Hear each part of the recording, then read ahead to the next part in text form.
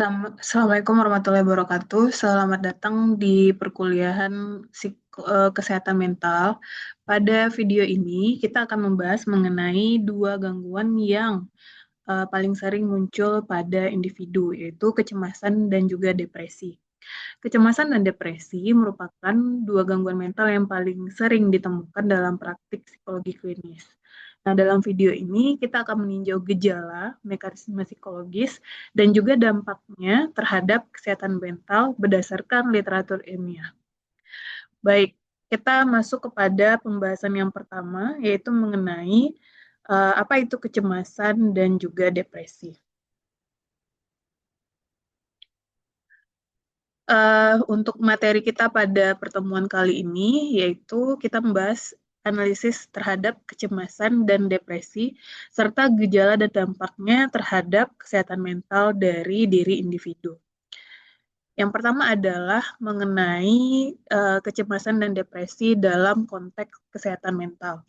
Bahwasanya kita ketahui kesehatan mental itu tidak hanya ditandai oleh ketiadaan gangguan, tetapi kita melihat kemampuan seseorang untuk mengelola stres yang dialaminya, lalu bagaimana dia mampu untuk bekerja secara produktif, dan bagaimana sebagai seorang individu dan makhluk sosial yang mampu berkontribusi pada lingkungan sekitarnya. Dan ini adalah pengertian menurut WHO tahun 2023. Berdasarkan yang WHO temui bahwa ternyata ada dua masalah yang paling umum yang mempengaruhi kesehatan mental individu secara global. Artinya di mana saja individu itu berada, terlepas dari budaya dan juga latar belakang lainnya, maka dua gangguan inilah yang paling sering ditemui. Yang pertama adalah kecemasan, atau kita kenal juga dengan istilah anxiety disorders, dan yang kedua adalah depresi, atau dikenal juga dengan depressive disorder. Keduanya ini seringkali muncul bersamaan dan dapat mempengaruhi fungsi individu ya, seperti fungsi emosi, kognitif, dan juga fungsi sosialnya. Yang pertama kita akan membahas mengenai kecemasan atau anxiety. Sebenarnya kalau kita sebagai individu merasakan bahwa kecemasan ini adalah sesuatu yang normal karena merupakan bentuk reaksi emosional yang secara spontan itu muncul terhadap ancaman yang kita rasakan. Baik ancaman itu bentuknya nyata atau bisa kita lihat, ataupun ancaman yang bentuknya itu masih imajiner atau masih di dalam bayangan kita. Ketika kecemasan itu dirasakan, tentu saja banyak sekali hal-hal yang berubah secara fisik ya. Beberapa itu ditandai dari adanya ketegangan, terus juga munculnya rasa khawatir, dan juga adanya gejala fisik tertentu. Nah, karena kita berlandaskan atas panduan diagnostik, maka kita melihat apa yang tertulis di DSM-5 TR yang dikeluarkan oleh EPA tahun 2022 yang mengatakan bahwa ketika kita mengklasifikasikan sebuah simptom itu sebagai gangguan kecemasan, itu ada 5 jenisnya. Yang pertama adalah bentuknya kecemasan umum atau generalized anxiety disorder atau sering disingkat dengan GAD. Yang kedua ada panic disorder, yang ketiga fobia, yang keempat social anxiety disorder, dan yang terakhir adalah obsessive compulsive disorder atau lebih dikenal dengan istilah OCD. Nah, secara umum sendiri, ketika Anda merasakan kecemasan, ada 4 hal yang berubah. Jadi secara kategori, 4 hal ini yang paling umum kita rasakan saat kecemasan itu muncul. Pertama, secara fisiologis itu adanya jantung berdebar, kemudian munculnya keringat dingin, adanya tremor, dan juga sulit tidur. Nah, ini terjadi biasanya karena adanya aktivasi sistem saraf simpatik yang akhirnya perubahan ini menjadi sesuatu yang tidak bisa kita kontrol di dalam diri kita. Yang kedua, ada perubahan secara kognitif. Biasanya itu muncul pikiran negatif, kemudian akhirnya muncul kekhawatiran yang berlebih, lalu dalam kehidupan sehari-hari, si individu ini sering juga sulit berkonsentrasi. Nah, hal ini terjadi karena adanya catastrophizing atau adanya distorsi kognitif. Ketika kita mengalami kecemasan, maka kita sulit fokus, sehingga gangguan kognitif ini seringkali muncul di dalam aktivitas kita sehari-hari. Yang ketiga yaitu adalah kategori emosional. Misalnya saja Anda kemudian merasakan tegang, terus juga merasakan takut gagal atau hipersensitif, mudah tersinggung. Nah, perasaan tidak aman dan gelisah ini juga akan menjadi tanda-tanda bahwa kita mengalami gejala kecemasan. Lalu secara perilaku, individu yang mengalami kecemasan itu bisa jadi dia sering menghindari situasi tertentu, terutama situasi yang memicu kecemasannya muncul. Karena secara manusiawi, kita sebagai individu memang disetting untuk selalu menghindari hal-hal yang membuat kita tidak nyaman, sehingga itu tercermin dalam perilaku kita. Nah, dampak kecemasan ini terhadap kesehatan mental cukup banyak ya. Yang pertama secara fungsi kognitif seperti yang sudah dijelaskan tadi, individu itu akan menjadi orang yang sulit fokus. Lalu jika dia adalah mahasiswa, dia mungkin akan mengalami penurunan performa dalam belajar. Ataupun mungkin ketika dia bekerja, maka ini akan mengganggu dalam performa kerjanya. Selain itu, dampaknya juga muncul seperti ketegangan sosial. Artinya mungkin dia akan menghindari lingkungan sosialnya, menghindari pertemanan, atau bahkan dia menghindari interaksi dengan orang lain di sekitarnya. Nah, terkadang kecemasan ini bisa mengganggu kesehatan fisik ya, seperti munculnya psikosomatik. Contohnya adalah sakit kepala, kemudian gangguan pencernaan yang sebelumnya tidak pernah dirasakan, tapi tiba-tiba muncul di saat kecemasan itu terjadi. Dan ketika ini tidak bisa ditangani dengan baik, maka kecemasan itu akan beresiko berkembang menjadi depresi. Karena rasa ketidakberdayaan itu muncul secara kronis dan lama-lama akan memicu penurunan well-being. Akhirnya individu itu akan tidak merasa tenang, lalu dia mengalami ketidakmampuan dalam mengontrol dirinya sendiri. Nah, kecemasan yang berlanjut itulah yang kemudian akhirnya menjadi depresi atau di dalam DSM itu kita kenal dengan depressive disorder. Depresif ini diartikan sebagai gangguan suasana hati yang secara spesifik itu terlihat seperti perasaan sedih yang mendalam, terus juga individu tersebut mulai kehilangan minat, dan dia mengalami penurunan energi secara konsisten. Semua gejala ini terlihat secara konsisten ya, artinya terus-menerus selama minimal 2 minggu berturut-turut. Nah, untuk depressive disorder ini sendiri dalam DSM ada 4 gejalanya. Kita kategorisasikan secara simptom ya. Yang pertama adalah MDD atau Major Depressive Disorder. Lalu kemudian ada distimia. Distimia ini dikenal juga dengan Persistent Depressive Disorder. Lalu yang biasanya dialami oleh ibu baru yang beradaptasi dengan peran barunya adalah postpartum depression. Dan yang terakhir adalah Seasonal Affective Disorder atau SAD. Nah, SAD ini kadang-kadang juga dirasakan oleh anak-anak ya, sehingga itu jenisnya menjadi separation anxiety disorder. Secara umum, gangguan ini sudah dipelajari di dalam psikologi abnormal, sehingga saya tidak menjelaskan secara lebih lengkap di sini. Nah, untuk individu yang tadi merasakan depresi, ada 4 dimensi yang membuat kita merasa yakin bahwa mereka mengalami depresi. Yang pertama, sama seperti kecemasan tadi, ada 4 hal yang harus kita perhatikan, yaitu afek, emosi, kognisi, perilaku, dan juga fisiknya.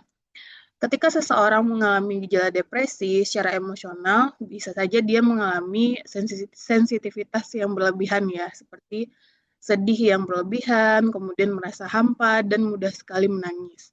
Nah, pada saat ini kita bisa melihat bahwa emosi negatif mendominasi individu yang mengalami depresi tersebut. Yang kedua, pada aspek kognitif atau pikiran.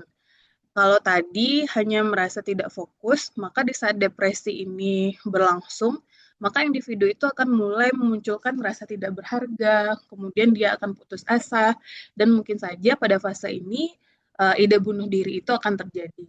Dan pada saat ini tidak hanya distorsi kognitif yang muncul, tetapi di dalam kognitif individu tersebut, mereka belajar bahwa semua yang sudah mereka alami itu tidak membantu, sehingga rasa ketidakberhargaan itu menjadi dominasi di dalam dirinya. Lalu dalam aspek perilaku, kita bisa melihat bahwa individu yang mengalami depresi ini, mungkin saja mereka akan semakin menarik diri, kemudian kehilangan minat akan semua aktivitas sosial, sehingga lama-lama dia akan mengalami ketidakadaan motivasi di dalam kehidupannya. Dan tentu saja secara fisik, somatiknya sangat mendominasi ya, artinya gangguan tidur mulai bermunculan, dan gangguan tidur ini tidak hanya tidak tidur sama sekali, tapi bisa jadi jam tidur yang berlebihan, kemudian nafsu makan yang turun ataupun meningkat secara berlebihan, dan juga kelelahan yang dialami secara konsisten. Dan pada saat ini berlangsung tentu saja akan turun banyak sekali fungsi biologis, mulai dari permasalahan gangguan pencernaan, terus juga permasalahan-permasalahan lain yang muncul karena somatisasi yang dialami tersebut. Nah, bagaimana dampak depresi terhadap kesehatan mental? Yang pertama adalah individu yang mengalami pastinya sudah disfungsi secara sosial ataupun secara akademik. Kalau korbannya ini adalah orang yang masih berada di tahap pembelajaran ya, kita kategorikan siswa atau mahasiswa. Artinya prestasi mereka menurun, kemudian mereka akan melakukan isolasi diri. Yang kedua, mereka mungkin akan mengalami penurunan harga diri dan juga motivasi hidup, sehingga pada akhirnya akan meningkatkan risiko bunuh diri. Dan individu ini juga akan mengalami komorbiditas dengan kecemasan, dan nanti akan berkorelasi juga dengan penyalahgunaan zat, ataupun mungkin gangguan-gangguan lain ya yang mendominasi seperti gangguan tidur. Dan tidak heran juga pada beberapa kasus akan muncul yang disebut dengan gangguan spiritual atau kehilangan makna hidup dan juga harapan hidupnya. Kalau di dalam klinis, hubungan antara kecemasan dan depresi ini seringkali berkaitan dengan neurobiologis. Artinya, kecemasan yang berlangsung lama itu dapat menimbulkan depresi akibat kehilangan kontrol dan kelelahan secara emosional. Nah, kita tahu bahwa di dalam tubuh kita ini ada yang disebut dengan sistem neurokimia, di mana naik turunnya neurokimia itu tentu saja mempengaruhi emosi kita ya. Misalnya, jika kita mengalami kecemasan dan depresi, maka fokus utama dalam kehidupan kita itu akan berubah. Ketika kecemasan terjadi, kita selalu takut dalam menghadapi masa depan. Namun, saat depresi yang muncul, maka kita akan selalu menyesali apa yang sudah terjadi di masa lalunya. Nah, untuk kondisi ini, gejala khasnya adalah orang yang cemas itu biasanya selalu tegang, gelisah, dan juga panik. Tapi dalam fase lanjutnya, di dalam fase depresi itu, maka mereka akan merasakan kesedihan yang berlarut, apatis, dan kemudian putus asa. Kalau kita bicara tentang sistem otak terkait, maka saat kecemasan berlangsung, yang berfungsi atau mengalami disfungsi terutama itu adalah amigdala, di mana amigdala ini adalah bagian otak yang memberi respon terhadap ancaman. Nah, amigdala pada penderita kecemasan itu sangat aktif sehingga dia merasa apapun yang terjadi di sekitarnya merupakan sebuah ancaman yang harus dia lawan. Sedangkan pada penderita depresi, bagian otak yang sangat aktif itu adalah prefrontal cortex dan juga hippocampus. Keaktifan dari kedua bagian otak ini membuat mereka selalu sangat rentan secara emosional dan membuat mereka akan sulit untuk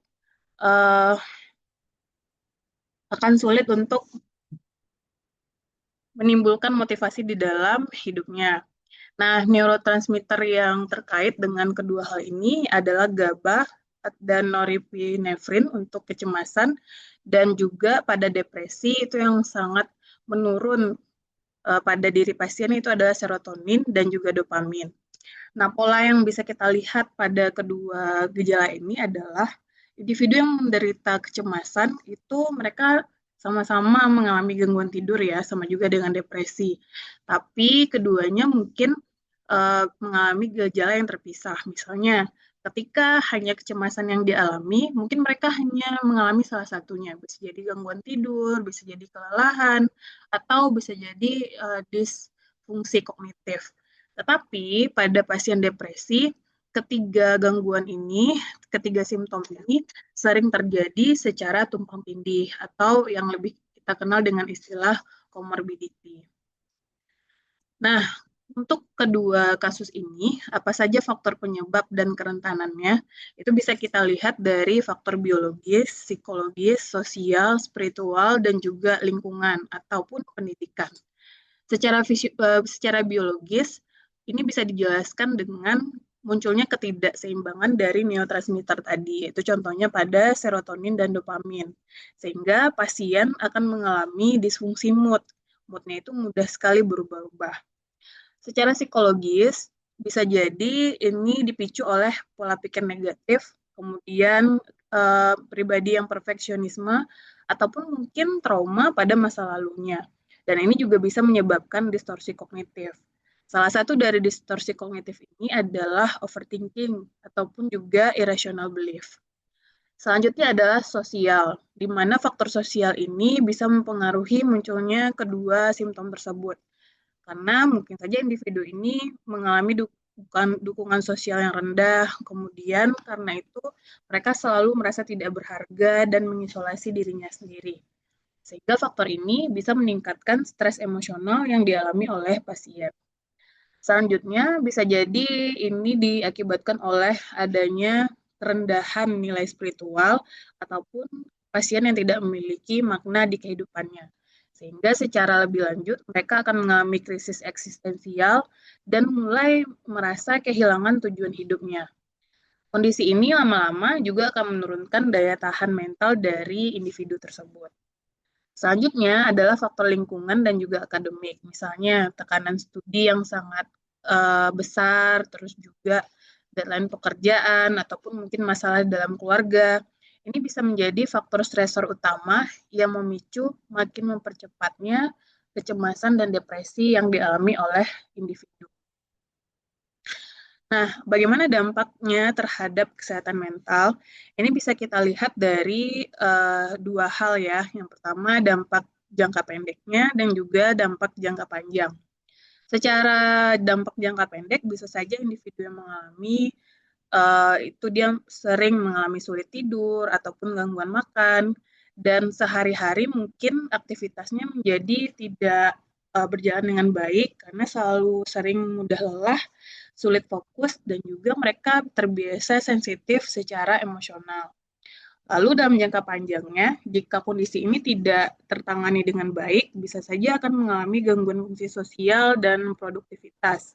Kemudian, sebagai individu, mereka akan tidak mengalami kepuasan dalam hidup atau menurunnya life satisfaction. Terus juga dalam jangka panjang mungkin akan mengalami gangguan kronis seperti MDD atau Major Depressive Disorder. Dan jika pasien atau individu ini salah dalam pergaulan ya, mungkin akan berpotensi untuk masuk ke dalam penyalahgunaan zat atau isolasi sosial. Bagaimana kita bisa membantu agar kondisi ini tidak terjadi kepada orang-orang di sekitar kita?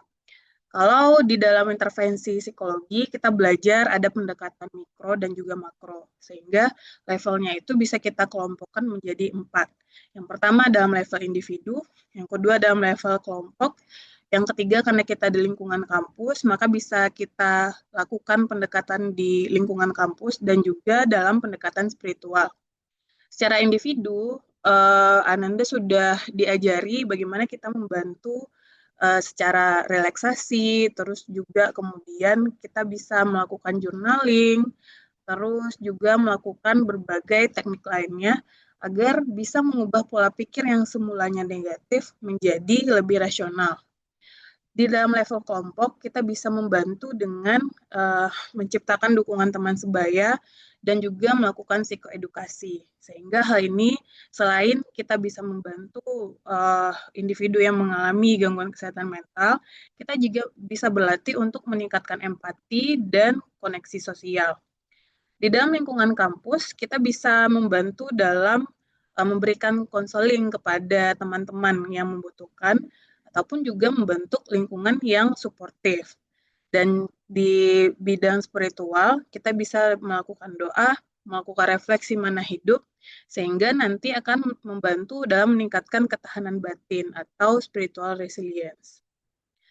Nah, salah satu diskusi yang mungkin akan kita bicarakan pada pertemuan kali ini adalah kasus seorang mahasiswa tingkat akhir yang selalu merasa cemas setiap kali dia akan memulai mengerjakan skripsi. Sering merasa sulit tidur, kemudian kehilangan selera makan, dan mulai merasa tidak berharga. Nah, ini terjadi hanya saat ketika dia akan memegang skripsinya atau saat mulai dalam mengerjakan skripsi. Gejala awalnya mungkin saja ini seperti kecemasan akademik ya, artinya selalu merasa gelisah, takut gagal dalam skripsinya. Jika ini tidak ditangani secara baik, maka mungkin saja akan muncul gejala lanjutan seperti depresi ringan. Si mahasiswa ini mungkin akan putus asa, kemudian dia akan bersikap apatis, menjauh dari lingkungan dan teman-teman yang pada saat itu sama-sama sedang mengerjakan skripsi. Lalu kemudian apa yang bisa kita lakukan pada teman yang mungkin mengalami hal seperti ini? Tentu dengan mendekatinya, memberikan dukungan sosial dan tidak membuat teman ini selalu mengisolasi dirinya sendiri. Nah, berdasarkan materi tersebut, kemudian kita bisa simpulkan bahwa sebenarnya kecemasan dan depresi ini adalah dua gangguan umum yang dampaknya besar pada kesehatan mental. Tetapi ini sebenarnya adalah hal umum yang mungkin akan kita alami karena dalam seiring berjalannya waktu semua aktivitas sosial pastinya akan membuat kita merasakan cemas. Tapi ketika kita bisa untuk menangani itu dengan baik, maka gejala tersebut tidak akan menjadi besar. Kemudian gejala dari depresi dan kecemasan itu sama-sama meliputi aspek emosional, kognitif, perilaku, dan juga fisik. Sehingga dampaknya terhadap kehidupan itu pasti akan mencakup gangguan fungsi sosial, dan kita akan menurun produktivitas, sehingga mungkin pada akhirnya juga akan mengalami krisis makna hidup.